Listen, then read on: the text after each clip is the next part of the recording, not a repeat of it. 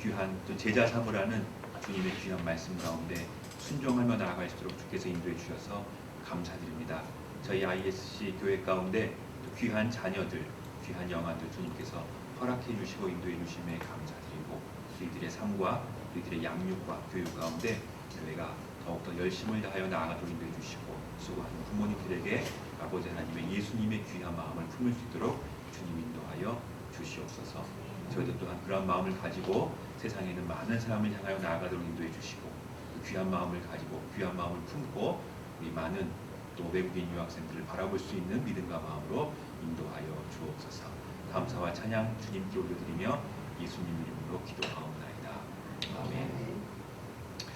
예, 감사합니다. 오늘 같이 귀한 말씀 여러분과 함께 같이 나누게 돼서 너무나 감사하고 또 반갑고 또 하나님께서 주시는 귀한 말씀 함께 같이 나누기를 원합니다. 신자의 사회적인 책임, 복음 전도라는 그 주제를 가지고 디모데후서 4장 1절에서 8절까지 말씀을 같이 나누려고 하는데 여러분 잘 아시는 말씀 같이 한번 읽어 보았습니다. 사실 고민을 많이 했습니다. 되게 어렵더라고요. 제가 이렇게 보면서도 신자의 사회적인 책임이 과연 무엇일까? 우리 그리스도인으로서 이 세상을 살면서 우리가 마땅히 사회 가운데, 세상 가운데 해야 되는 우리들의 책임과 삶의 자세가 과연 어떤 것일까를 생각을 많이 해보게 되었습니다. 상당히 어렵고 또 다른 의견들도 많고 그리고 여러 가지 다른 생각들도 많이 있는 부분이 과연 이 사회적인 책임이다라는 생각을 해보게 됩니다. 특히 요즘 같은 시대에 있어서는 더 그런 것 같아요. 기독교는 이 사회 가운데서 어떠한 역할과 어떠한 모습을 과연 해야 될 것인가, 교회는 어떤 모습으로 나아가야 될 것인가. 사실 저도 답을 잘 모르겠어요. 그리고 늘 언제나 그 고민 가운데 살아가는 것 같습니다. 대학교 때 제가 했던 고민인데 지금 또 다시 그런 고민을 하는 것 같은 생각이 들어서 참 과연 하나님의 뜻은 어디 있는가, 하나님이 우리의 인생을 어떻게 인도하시는가라는 것들을 많이 생각해보는 또 그러한 저 나름대로의 또 시간을 가지게 되었습니다. 그러나 그 이제 긴 시간들을 보내면서 그리고 세상을 바라보면서 주님께서 성경을 통해서 주시는 말씀을 통해서 주시는 주님의 명제는 명확하더라고요. 참 희한해요. 우리는 세상을 어떻게 살아야 되는가 많은 고민을 하는데 하나님이 성경을 통해서 주시는 말씀을 통해서 주시는 하나님의 귀한 말씀, 그 귀한 그 명제는 너무나 명확한 것을 또 다시 한번 발견을 하게 됩니다. 그것은 한 단어로 복음 전도, 복음을 전파하라 라는 그 말씀으로 저희들에게 말씀해 주시는 것을 계속해서 발견을 하면서 또 주님 앞에 또 회개하고 주님 앞에 올바로 서고자 그렇게 노력을 하는 마음을 다시 한번 갖게 됩니다. 바울의 상황, 그리고 이 바울은 어려운 가운데서 디모데에게 고하고 있습니다. 이 디모데 후서는 어떻게 보면 바울의 가장 마지막의 유언과 같은 그러한 내용을 나타내고 있습니다. 바울이 마지막에 감옥에 있으면서 감옥에서 나왔을 수도 있어요. 그러면서 이제 마지막 자기 삶을 정리하면서 이제 마지막으로 아들과 같은 제자 디모데에게 전해주는 그 말씀이 그 디모데 전서와 후서에 있는 그 말씀이 되게 됩니다. 다음 화면 한번 보여주시고요. 때를 얻든지 못 얻든지 복음을 전파하라. 모든 순간에 복음 전도가 가장 중요하다라는 말씀으로 바울은 디모데에게 이야기를 해주고 있습니다. 이때의 상황이 뭐 짐작하건대 그리고 다 동의하건대 쉽지 않은 상황이었다라는 것들을 우리는 생각을 해볼 수 있습니다. 평온한 상황 가운데서 정말 이 바울이라는 그런 위대한 이 목회자가, 선교사가 이제 마지막을 보내는 가운데에서 정말 사람들이 이제 귀를 기울이고 마지막 이제 이 생을 정리하면서 나아가는 그 마지막의 말씀이 무엇인가를 사람들이 귀 기울이는 그런 상황은 아니었던 것 같습니다. 바울은 소외받고 그리고 바울은 감옥에 있었고 그리고 바울은 그 사회 가운데에서 어떻게 보면 천시받고 멸시받으면서 이제 마지막 그 삶을 정리해가면서 자기 제자에게 그리고 자기가 키웠던 그리고 아들과 같은 디모데에게 너는 앞으로 이렇게 살아라 라는 부분을 아마 이야기해주고 있는 부분이 이 디모데 디모서의 말씀이 아닌가라는 생각을 해보게 됩니다. 너는 나처럼 살지 말아라. 너는 좀 더 잘 살아라. 뭐 이렇게 얘기를 할 수도 있겠죠. 내가 이렇게 살았지만 내가 살아보니까 이게 아니다. 내가 살아보니까 이게 하나가 가장 아쉽더라. 그리고 이게 가장 이게 좀 생을 마감하면서 어렵더라. 너는 요거는 꼭 한번 해라. 이런 말들을 아마 해줄 수도 있었을 것입니다. 그런데 바울은 디모데에게 한마디로 이야기를 합니다. 너는 복음을 전파해라. 때를 얻든지 못 얻든지 복음을 전파해라. 이게 이론입니다. 이게 바울이 디모데에게 해주는 그러한 유언이고, 이것이 이 시대를 살아가는 우리들에게 해주시는 이 시대를 어떻게 살 것인가를 고민하는 우리들에게 말씀하시는 하나님의 귀한 명령이고 명제가 되는 것입니다. 기독교인의 사회적인 책임 어렵죠. 기독교인은 세상에 대한 책임이 있습니다. 분명히 있어요. 이게 없다면 우리는 예수 믿고 세상과 결별해야 되는 게 맞습니다. 이게 없다면 예수님 믿고 우리는 세상과 등지고 세상에 딱 선을 긋고 산속에서 살든지 예수님의 재림할 때는 기다리면서 그냥 아마 숨어 살아야 되는 그러한 사람들의 모습일지 모르겠습니다. 그러나 기독교에는 세상에 대한 분명한 책임이 있습니다. 우리는 이것을 복음 전파와 사랑의 실천이라고 그렇게 이야기를 많이 합니다. 복음 전파와 사랑의 실천. 예수님께서 우리에게 해주신 우리 영혼을 새로 살리시는 바로 복음. 그 복음으로 살아가는 것이고, 그 복음을 가지고 세상에서 예수님의 사랑을 실천하며 나아가는 것입니다. 이 분명한 이 명제가 어떻게 또 우리는 실천해야 되는가를 생각할 때 여러 가지 의견들이 나오고 여러 가지 생각들이 나오고 여러 가지 다양한 방법들이 많이 나오게 됩니다. 그래서 사실 이해를 잘해야 합니다. 그 교회들도 사실 이 부분에 있어서 서로 견해를 달리하기도 하고, 어떻게 보면은 교단과 교파가 나누어지기도 하고 교회가 나누어지고 다른 모습의 교회의 모습을 갖게 되기도 합니다. 그러나 이 두 가지는 너무나 중요한 것입니다. 영적인 복음과 사회적인 책임, 우리는 이 두 항목을 잘 지키며 나아가야 되겠습니다. 그런데 제가 오늘 말씀드리고자 하는 것은 그거예요. 이 두 개가 넘버 원, 넘버 투 이렇게 나가지 않는다는 것입니다. 1번을 해야 될까? 2번을 해야 될까? 우리는 복음 전파에 더 중점을 둬야 될까? 사회적인 봉사에 더 중점을 둬야 될까? 이렇게 이 두 가지가 서로 따로 떨어져서 내가 이 두 가지를 붙잡고 나가야 할 것으로 생각을 하지 말아야 된다는 것입니다. 제가 오늘 말씀드리고자 하는 가장 핵심은 이 두 개가 하나로 묶어진다. 그 하나로 묶어진 데서 가장 핵심이 복음이라는 겁니다. 그래서 우리 안에 복음이 먼저 있고 복음 전도가 이루어질 때 이 세상을 향해서 우리는 더욱더 나아갈 수 있고, 그리고 세상은 복음으로 변화될 수 있다는 것입니다. 성경의 입장에서는 세상을 등지지 않고 세상을 떠나지 않고 복음으로 이 세상을 개혁하려 나아가는 것, 복음으로 이 세상을 새롭게 하며 나아가는 것, 이것이 우리들의 책임이고 이것이 곧 지상 명령이다라는 것입니다. 그것을 이야기를 해주고 있습니다. 근데 우리는 잘못 오해를 하면, 이 디모데후서에서 바울이 한 이 말씀을 잘못 이해하면, 너는 말씀을 전파하라, 복음을 전파하라 라는 말씀을 가지고 우리는 전도만 해야 되는구나, 우리가 살아가는 모든 것들은 전도만 해야 되고 전도 이외의 일들에 있어서는 가치가 없구나 라고 생각을 할 수가 있다는 것입니다. 근데 그것이 아니라는 거예요. 그것이 아니라 우리는 이 두 가지가 함께 같이 이루어지는데, 바로 그 핵심에는 예수 그리스도의 십자가의 복음으로 이것이 시작이 된다는 것이죠. 그 다음 한번 보면요, 신자는 세상을 어떻게 살아가야 되는가, 우리 계속해서 인생을 살면서 기독교 교회를 다니면서 고민해야 되는 우리들의 명제이기도 합니다. 너는 복음을 전파하라, 말씀을 전파하라라고 분명히 말씀하고 있습니다. 너는 말씀을 전파하라. 때를 얻든지 못 얻든지. 참 대단한 말씀이에요. 때를 얻든지 못 얻든지 항상 힘쓰라. 범사의 오래 참음과 가르침으로 경책하며 경계하며 권하라 라고 복음 전파에 대한 명령을 저희들에게 해주고 있습니다. 때를 얻든지 못 얻든지 이 때가 있어요. 그런데 이 때가 우리는 그 때를 기다려야지 라고 하는 것이 아니라, 때가 있든지 없든지 때를 얻든지 못 얻든지 우리는 항상 이 복음 전파에 열심을 다해야 된다라고 저희들에게 이야기를 해주고 있습니다. 그런데 그 뒤에 있는 나와 그 내용들을 보면 항상 힘쓰라 범사의 오래 참음과 가르침으로 경책하고 경계하며 권하라. 이게 우리가 흔히 생각하고 있는 복음 전파랑은 좀 다른 것 같은 생각이 있어요. 우리는 복음 전도, 복음 전파라고 생각이 들면 일단 나가야 돼요.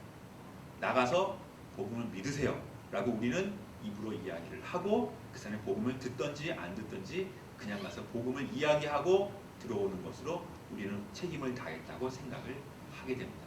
그러나 물론 그것도 복음 전도입니다. 아주 중요한 우리가 해야 되는 복음 전파이지만 이 복음 전파라고 하는 이 내용 가운데서는 양육이라는 내용이 포함되어 있다는 것입니다. 복음이 전파되는 것은 나 책임 다 했어. 나가서 오늘 가서 복음 얘기했어. 듣든지 안 듣든지 내가 얘기했으니까 나의 어떻게 보면 나의 책임, 나의 입장은 다 끝난 거야 라는 것이 아니라 이 복음이 전파되고 그 복음이 뿌리내리고 그 영혼 가운데 하나님의 사랑으로 계속해서 자라가도록 가르치고 때로는 힘도 써야 되고 때로는 어려움도 있어서 때로는 경책하고 권면도 해야 되는데 어쨌든 그 씨앗이 복음이 계속해서 커나갈 수 있도록 우리가 노력하고 열심을 다하는 이게 복음 전파라는 것입니다.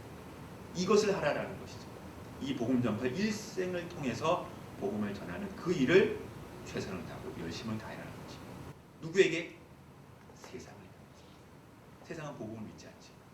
복음을 받아들이지 않습니다. 그러나 그 사람들에게 이 세상을 향해서 복음을 증거하고 전파하라는 바로 그 이야기, 그 말씀을 계속해서 해주고 있는 것입니다. 너는 복음을 전파하라.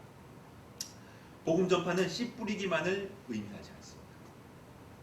양육이고 물을 줘야 되고 키워야 되고 그리고 제자로 세움받을 때까지 계속해서 훈련하며 커나가고 가르치는 것. 그것이 복음 전파 안에 포함되어 있는 귀한 의미라는 것을 생각을 해볼 수 있습니다.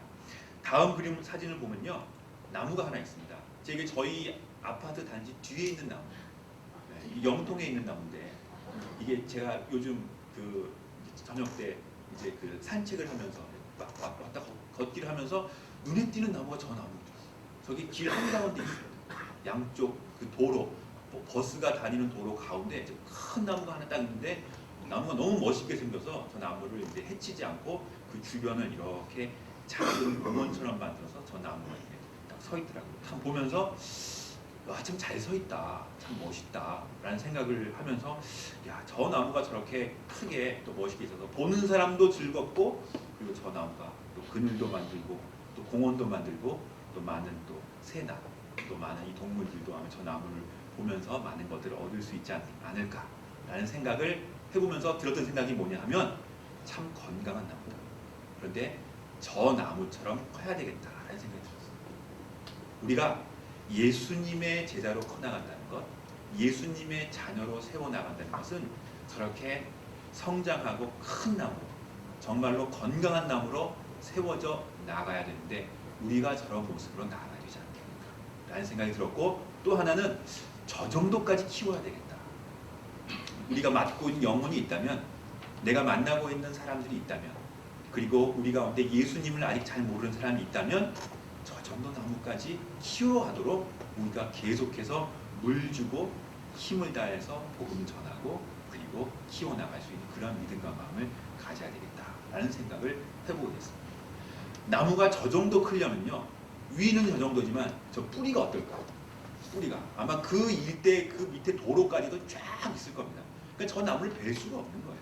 그냥 간단하게 처치해서 또 그 뿌리가 든든하게 저 땅 가운데 심겨져 있기 때문에 저 나무가 저렇게 튼튼하게 설 수 있는 것이 아닌가. 이걸 생각해 보면 우리가 사람을 키운다는 것 눈에 보이지 않지만 계속해서 말씀을 전해주고 물을 주고 영양을 공급하고 키우고 상담하고 기도해주고 하는 그 놀라운 일들이 계속해서 오랜 시간 동안 가운데 있을 때 나무가 든든히 설 수 있게 된다는 것입니다.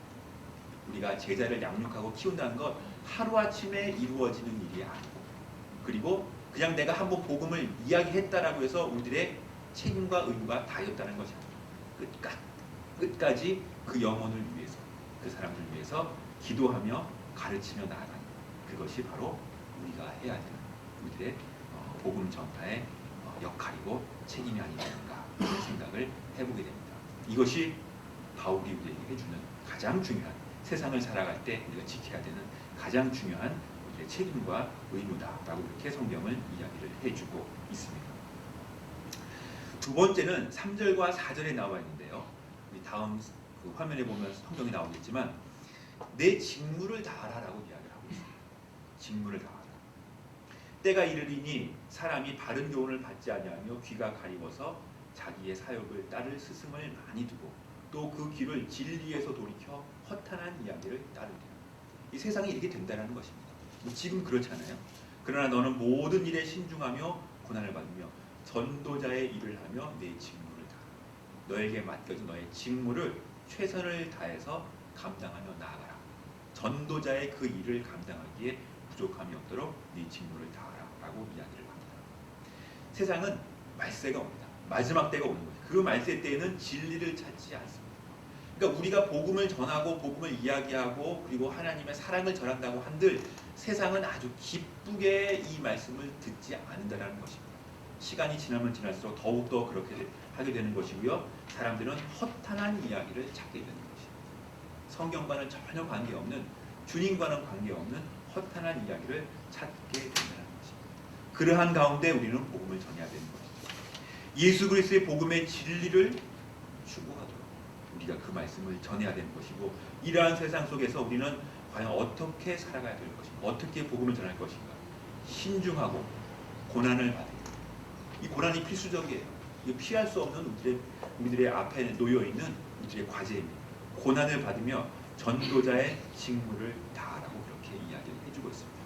이 말씀을 우리는 가지면서 세상을 향해서 나아가야, 한 걸음 더 나아가야 된다는 것입니다. 그것이 하나님이 원하는 것이고 그것이 우리에게 해주시는 하나님의 귀한 말씀이 된다는 것이죠. 정말 어렵죠. 힘들죠. 좋은 일만 있으면 좋겠죠. 그러나 정말 어렵습니다.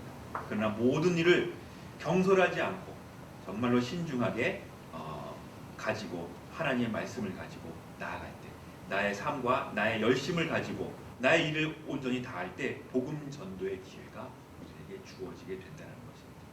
그리고 그 고난을 감당하면서 복음을 전하는 것, 이것이 전도자의 직무가 된다는 것입니다. 이 일을 끝까지 최선을 다해라 라고 바울은 디모데에게 이야기를 해주고 있는 것이고, 이것은 곧 우리에게도 해주고 있는 말씀입니다.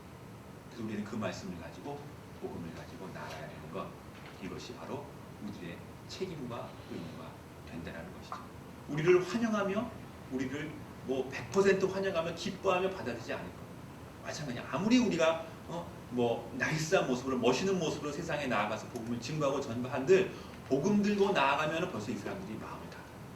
그리고 내가 전도하러 왔다라고 이야기, 벌써 그 향기만 뿜어도, 그러한 이 뉘앙스만 줘도 벌써 이 사람들은 만나려고 하지 않더라고요. 저도 그런 경우를 많이 느껴요. 가서 그냥 아무것도 안 하고 그냥 만나주러만 간다고 하면은 아주 호의적이에요. 그럼 같이 만나서 친구처럼 이야기하고, 조금이라도 복음에 대한 이야기를 하면서 한다면, 네 속셈이 그거였지. 네가 나한테 접근하는 거, 커피 마시고 밥 사주고 네 속셈은 과연 그거였지. 그 생각이 들기 시작하면서부터 문을 닫아요. 그리고 안 만나려고 하고, 전화를 해도, 카톡을 보내도 답이 없어요. 이게 어쩔 수 없는 거예요. 얼마나 낙심이 되고 얼마나 힘든지. 저도 그럴 때가 많이 있고, 요즘도 그래요. 친구들 중국 친구들 만나고 해보려면 믿음이 전혀 없는 친구들, 호의적인 것 같고 막 저기 하는 것 같은데, 딱 본론에 들어가려고 하면 고생했다 하는 거.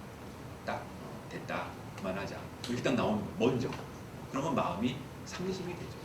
어떨 때는 화가 나기도 하고. 그런데 당연하다는 거, 복음을 전한다는 것, 그런 거 없이 이게 될 수가 없다라는 이야기예요.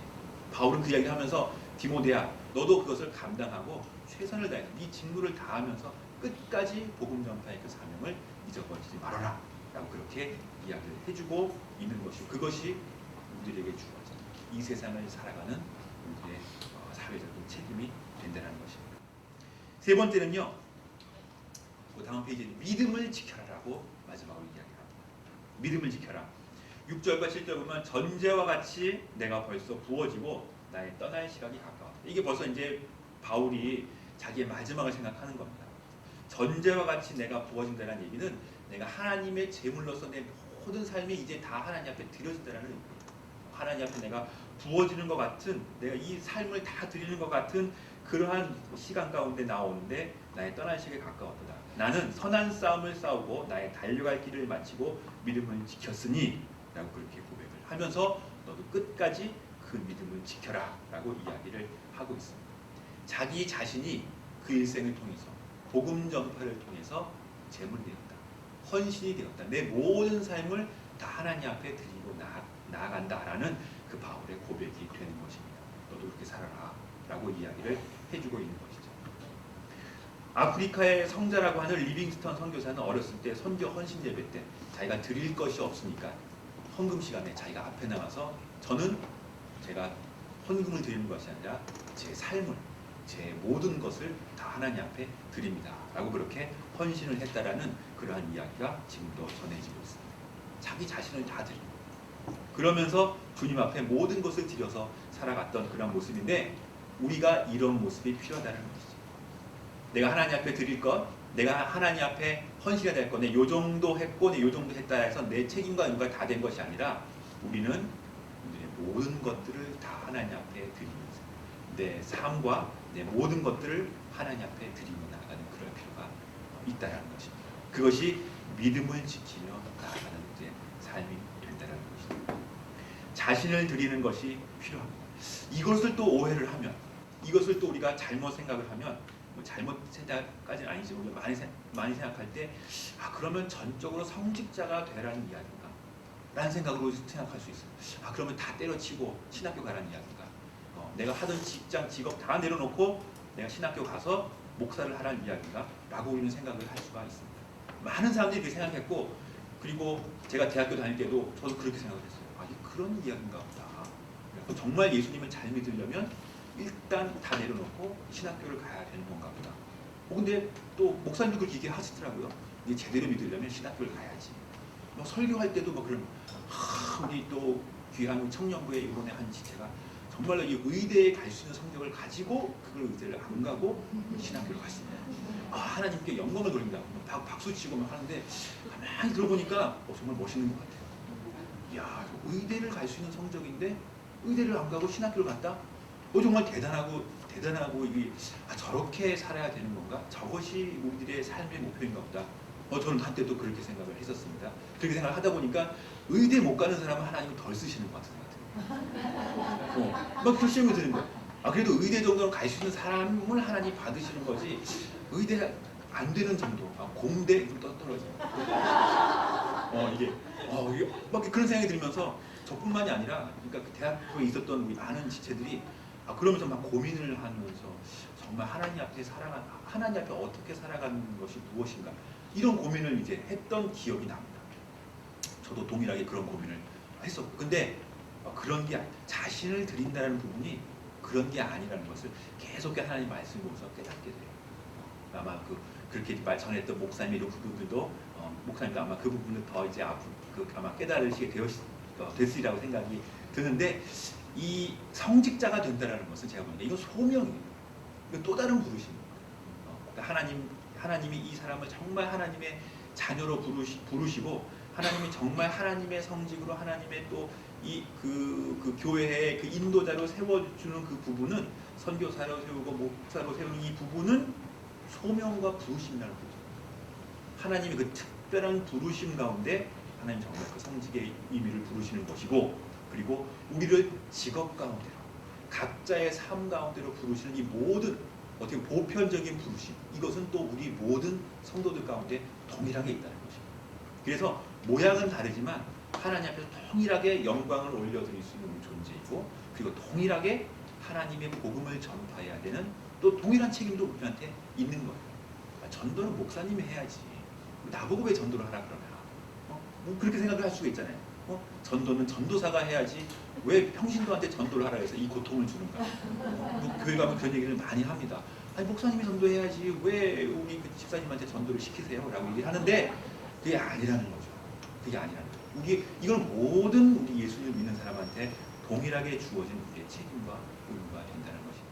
그 가운데 특별히 하나님께서 또 부르시고 소명을 주셔서 이 교회라는 공동체를 이끌어갈 수 있는 성직으로의 부르심도 또한 우리 가운데 있을 수 있다라는 것을 우리의 생각을 해봐야 되는 것입니다. 그래서 옛날에 많은 청교도들은요 이거를 되게 강조했어요.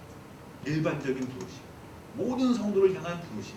그래서 모든 성도가 다 이제 하나님의 책임이 있고 각자 자기의 직업이 그것이 곧 하나님 앞에 영광을 올려드리는 여러분들의 성소, 여러분들의 거룩한 곳이라는 것을 상당히 강조를 했습니다. 그래서 어떤 직업이든지 귀천이 없고 하나님 앞에서 동일하게 열심으로 살아가야 되는 그런 책임이 있다라는 것들을 상당히 많이 강조를 했어요.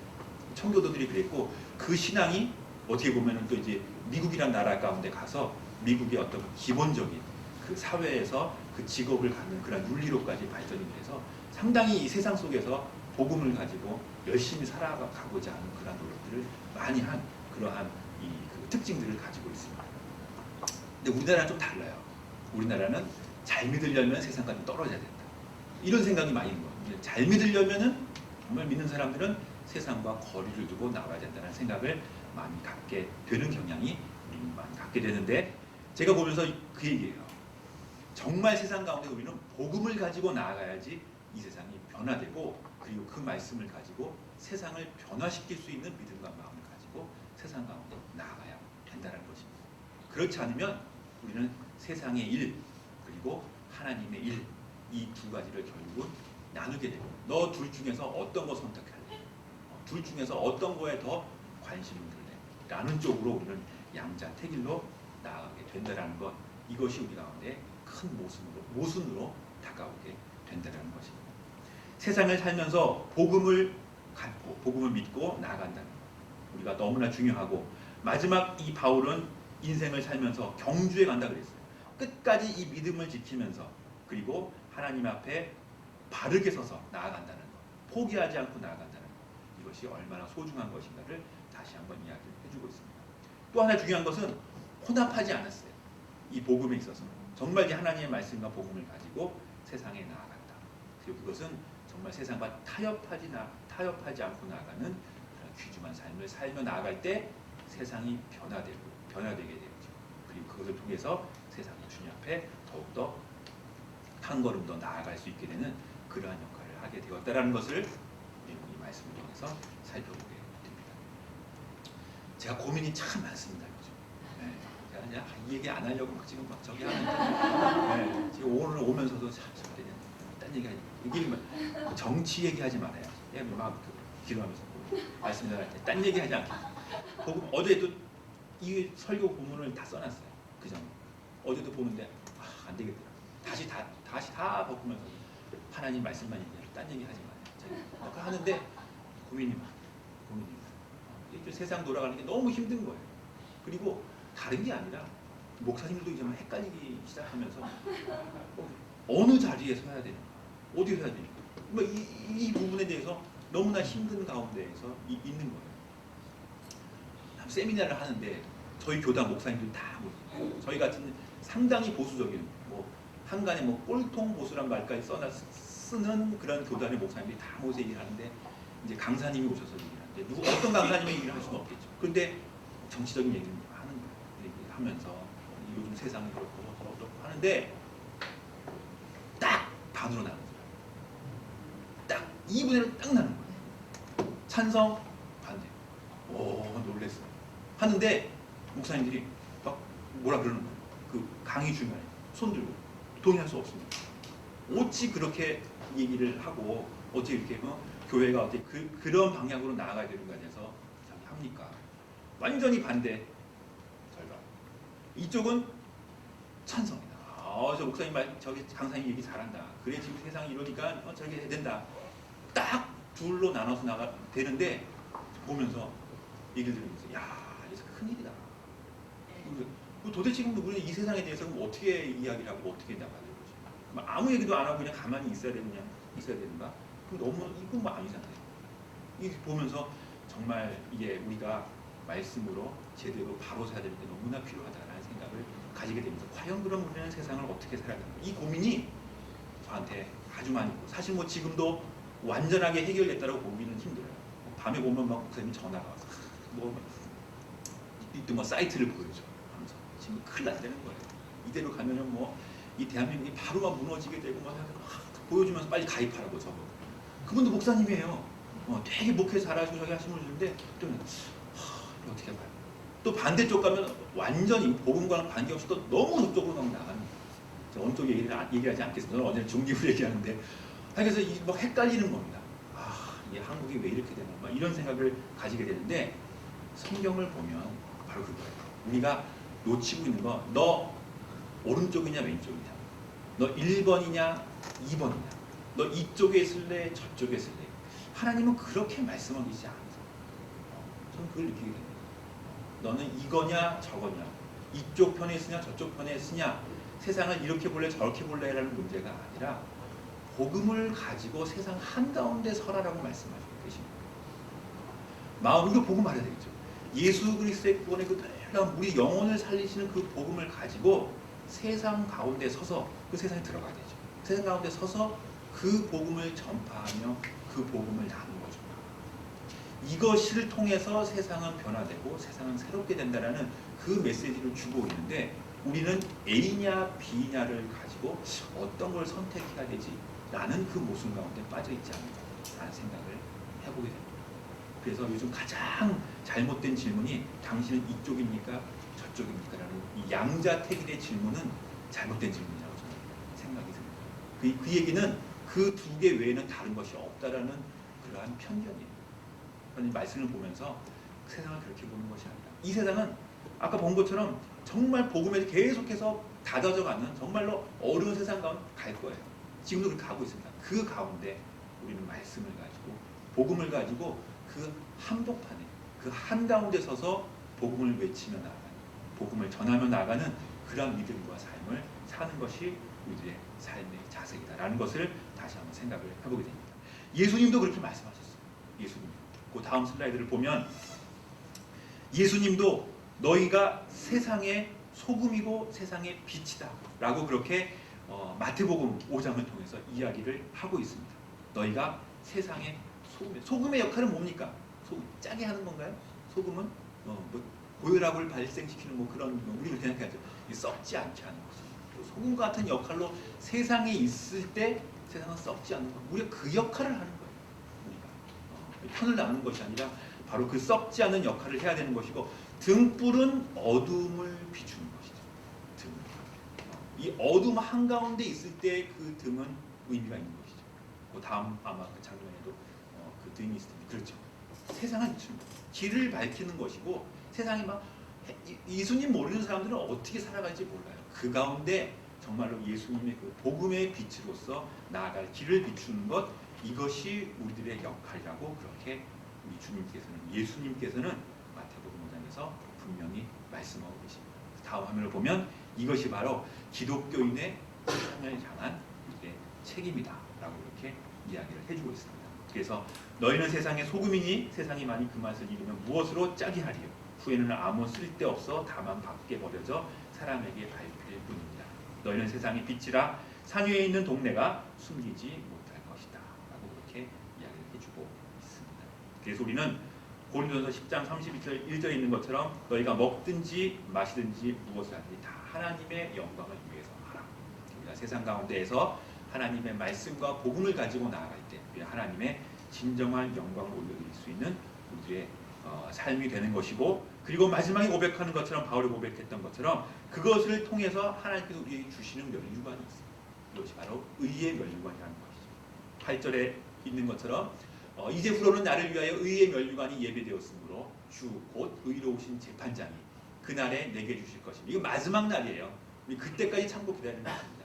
내게만이 아니라 주의 나타나심을 사모하는 모든 자에게 동일하게 그렇게 주어진다라고 말씀을 하면서 이야기하면서 디모데에게 열심으로 복음을 증거하고 전파하고 사람 양육하고 어려운 환경 가운데서 믿음을 지키고 고난 속에서 믿음을 지키며 나아가라라고 그렇게 이야기를 해주고 있습니다. 이 디모데 후서 이 본문을 보면요, 우리는 2절과 5절까지의 그 다음 화면 한번 보여주시겠습니까? 2절과 5절까지 있는 부분은 우리가 구체적으로 과연 어떻게 살아야 되겠는가라는 것들을 설명해 줬어요. 복음을 증거하고 믿음을 지키면서 내 직무를 다하라는 그런 말씀을 이야기해 주고, 마지막 거기에서 주어지는, 그것을 통해서 주어지는 하나님의 영광, 삶의 가치, 마지막에 주어지는 의의 열매들을 이야기해 주셨습니다. 그런데 바울은 너무나 소중한 것 한 가지를 더 이야기해 주고 있습니다. 저 이게 결론이라고. 근데 그 결론이 1절이에요. 그러니까 결론을 먼저 이야기를 하면서 이야기해 준 거예요. 그 결론은 뭐냐? 다시 돌아가는 그 결론인데, 우리가 이렇게 살기가 힘들죠. 그리고 우리가 이렇게 살기가 어려운 겁니다. 그러나 우리 바울은 디모데에게 해주시는 말씀이, 그러나 이렇게 세상을 살아가는 데 있어서 반드시 생각해야 되고 반드시 지켜야 되는 것 한 가지가 있는데 라고 하면서 1절에 말씀하시는 부분이, 하나님 앞과 살아있는 자와 죽은 자를 심판하실 예수 그리스도 앞에서 그가 나타나실 것과 그의 나라를 두고 엄히 명하노니, 이런 말씀을 전파해요. 하나님 앞에서 살아있고 하나님 앞과 예수 그리스도 앞에서, 그러니까 우리가 세상을 살아가면서 가장 중요한 핵심은 내가 지금 하나님 앞에 서 있구나라는 거. 그 하나님은 세상의 어떤 권세보다도 더 뛰어난 모든 권세를 다 가지신 그 하나님의 권세이고, 바로 그 예수 그리스도, 예수님이 세상을 심판하실 예수 그리스도 앞에서 우리는 서 있는 겁니다. 이 세상이 뭐 이러쿵 저러쿵, 세상이 뭐 일로 가냐, 뭐 대한민국이 이쪽으로 가냐 저쪽으로 가냐, 이거 갖고 하는 이 문제, 이 모든 것보다 더 위대하신, 더 권위가 있고 더 능력 있으신 하나님 앞에서 우리는 살아가고 있는 존재다.